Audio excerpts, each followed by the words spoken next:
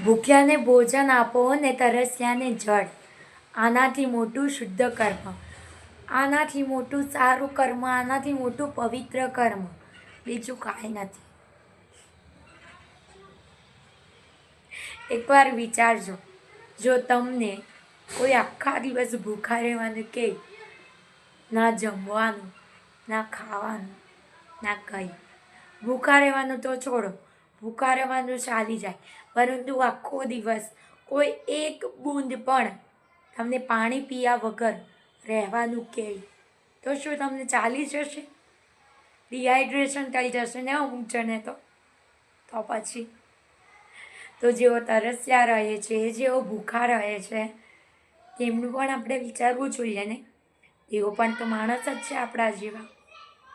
જો આપણે ના રહી શકીએ ખાધા પીધા વગર, તો તેઓ કેવી રીતે રહેતા હશે? આપણે કદી વિચાર્યું છે આ?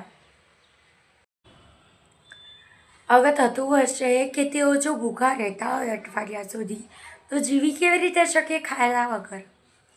અરે ભાઈ, એ લોકો આચર કુચર ખાય, આમ તેમ રસ્તા પર કશું પણ પડેલું હોય, અથવા તો કોઈ આટલું નાનું પણ આપી જાય ને, તો પણ તેનાથી પોતાનું પેટ ભરે છે.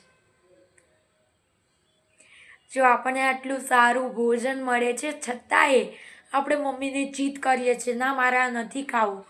અરે જેને નથી મળતું તેઓને પૂછો કે કેટલું દુઃખ થાય છે, કેટલા ભૂખા રહેવું પડે છે, ત્યાર પછી થોડું ના ભાવતું પણ ખાવાનું પણ તેઓ ખાય છે.